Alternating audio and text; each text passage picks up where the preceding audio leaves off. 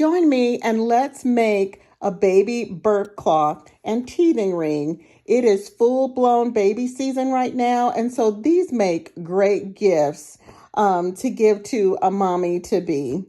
What you're going to want is, I'm using flannel fabric today as well as muslin. I'm also going to be using a free pattern for the teething ring, and it's from C. Kate Sew, all right? And so I'll leave a link in the description so that you can grab that yourself. You're also going to want a natural wooden ring. You'll want a rotary cutter, some fabric scissors, and some straight pins, okay?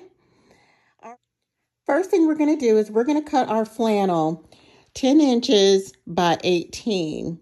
So we're going to be 10 inches this way and we'll be 18 inches across.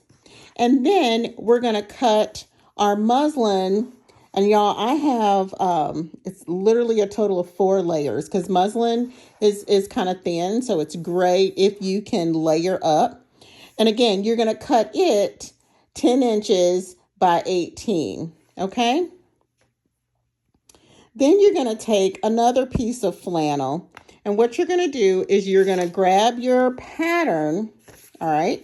You're going to grab your pattern. Patterns are always going to tell you how much you need to cut of that particular piece. So if you're new to sewing, always look for that. For this particular pattern, it's telling us to cut 2 on the fold, okay? So now if it's telling me I need to cut it on the fold, I need to locate where that fold should be. And in the sewing industry, there are always going to be arrows pointing to the side that has to be placed on the fold of the fabric, meaning this is only half of what we need. So what that means is fold your fabric, okay? So like if this was a regular piece of material without being cut yet, fold your fabric, and you want to take your pattern piece, that side that has the arrows pointing on it, you want to place it directly on that fold, okay? Do not cut the fold, okay? Don't cut the fold. So then you would cut 1, all right? And we needed 2, so you'll cut 1 of the flannel. And then you're actually going to cut another one out of the muslin. And again, because muslin is thin, I cut another extra layer. Now you can also use terry cloth for this, like a bath towel if you wanted to, as your backing, okay? So the muslin is going to be our backing, all right? All right, the first step you're going to do is we're going to work on our burp cloth. So go ahead and take your flannel, and you want to put it face down on the muslin.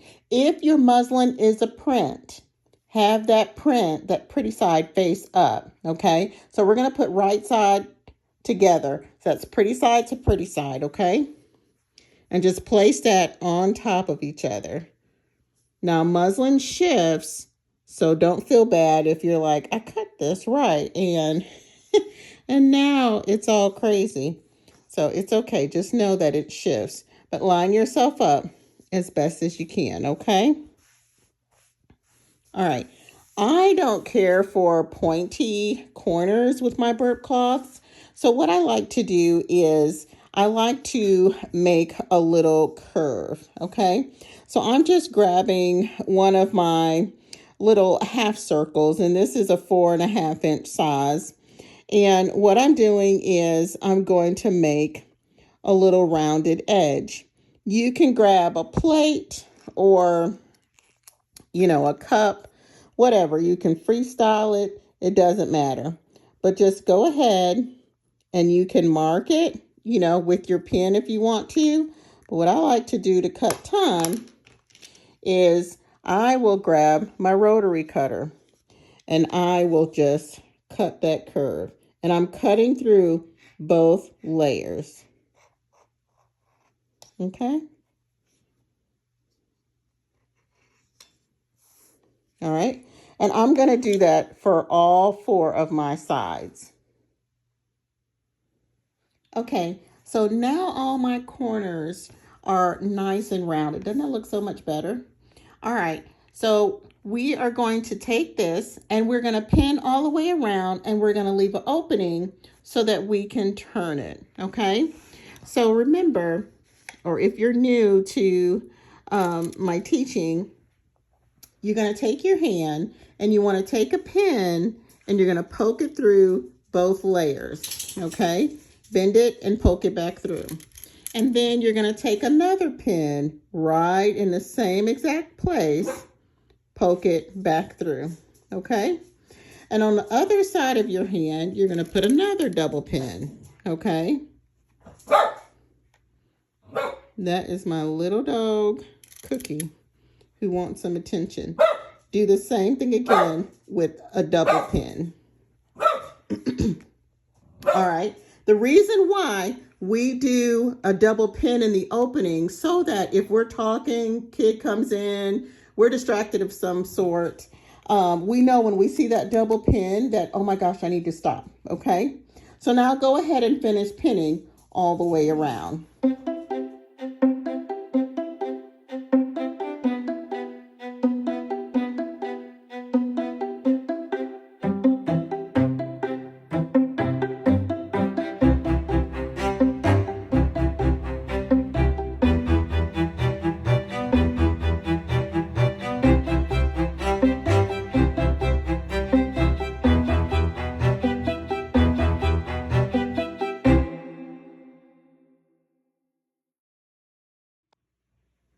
Now let's grab our teething toy here. We're going to do the same exact thing, taking our flannel, okay, pretty side down. Again, if this is a print, you want the pretty side facing up, okay? So we're right sides together, pretty side to pretty side, and line that up. All right. We are going to leave an opening so that we can flip it, okay? And so we're going to leave an opening here in the center, okay? Again, put your double pins through both layers.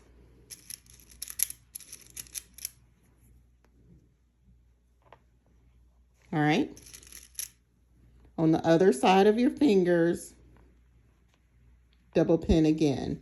And then go ahead and pin all the way around, leaving that open, okay?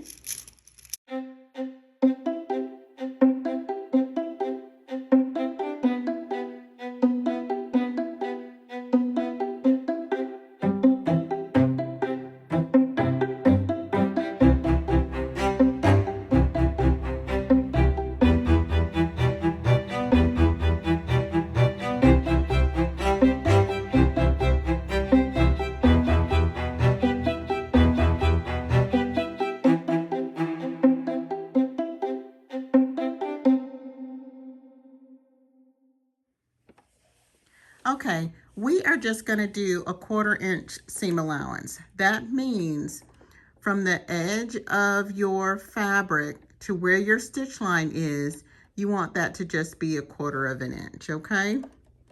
So lower your presser foot and go ahead and lower your needle. And we're going to stitch forward and reverse. And we're going to keep on going all the way around.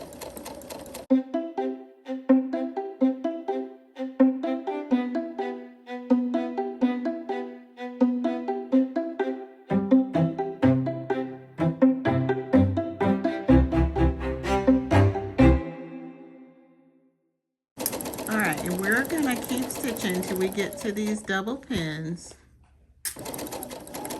And then we're going to reverse. All right. Good job. Go ahead and take your scissors and you're going to cut your threads that are on the back.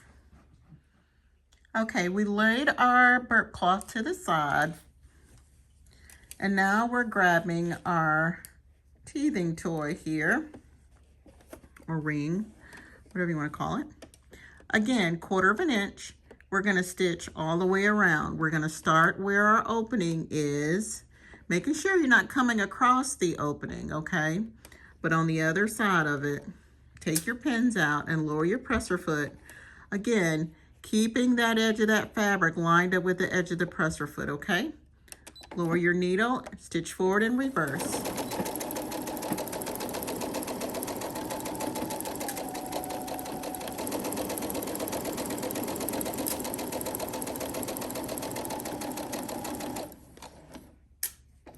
Now we have a point coming up, and what you want to do is you want to come right to that point.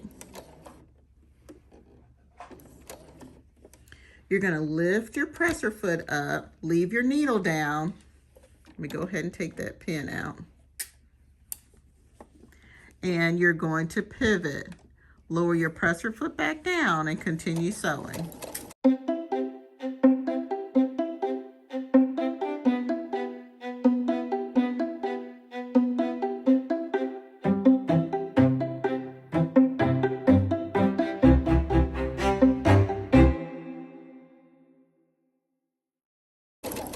All right, and when we get to that double pin, we're going to reverse.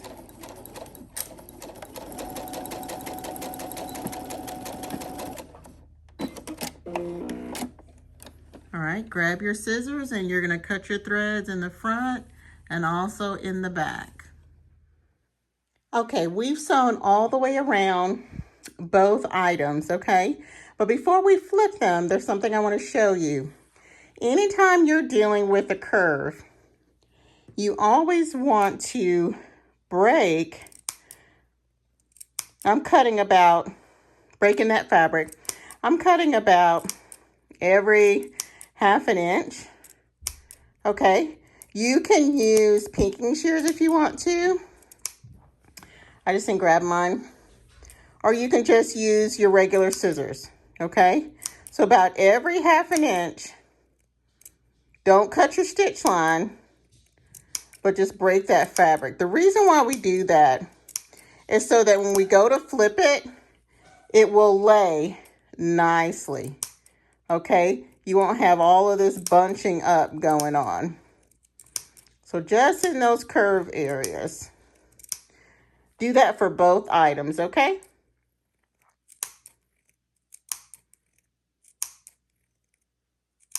Now with this guy, this is a teething toy. We're also going to cut our point off, okay?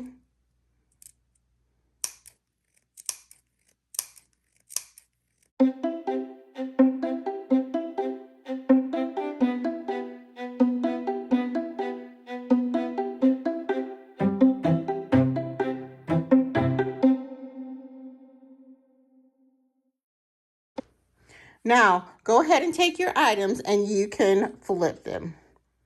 Make sure you're grabbing the flannel, separating it from the muslin.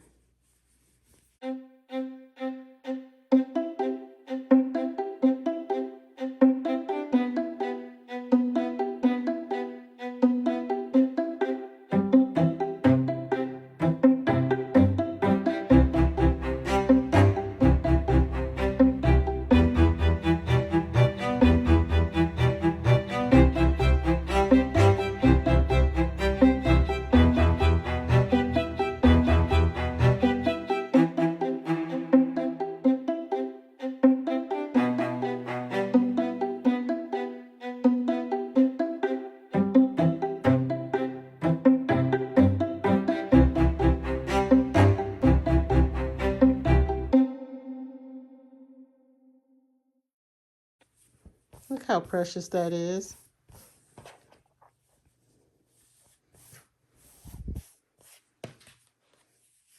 All right, so we're going to go over to the iron and we're going to press these and then we're going to do a top stitch. And guess what? We'll be about done.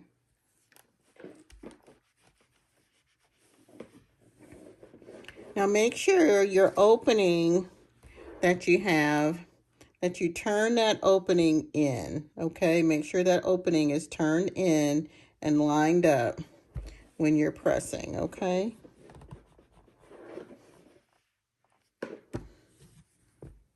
Just flip that over. Oh, I love that mustard color.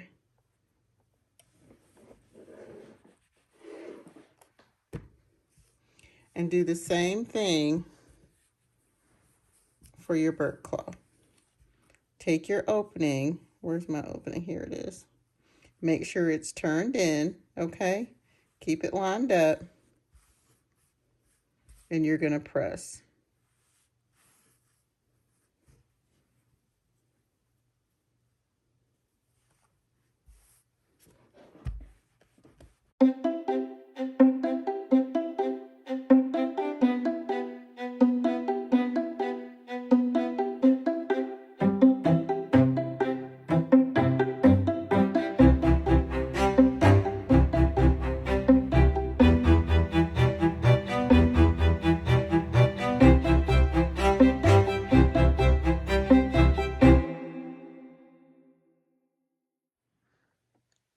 Okay, we're going to do a top stitch, and you can increase your length if you want to. I have mine at 3.5 as my length. We can make it a little bit longer when you do top stitches. Top stitches are great, like decorative stitching or finishing stitching. It just kind of makes your product look really well. And so we're going to stitch forward, and we're going to reverse. And as you can see, I kind of came in just a little bit closer to that edge. And I'm going to stitch all the way around.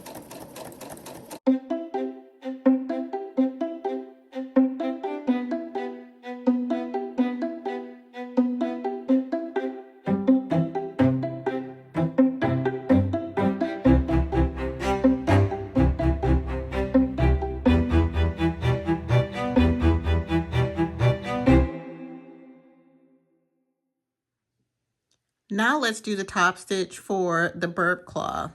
All right. Again, we're going to be about 1/4 of an inch, kind of between 1/8 and 1/4 of an inch. And we're going to lower our needle down, stitch forward and reverse. And we're going to, I like to start where my opening was so I don't forget to close it up, and just keep going all the way around.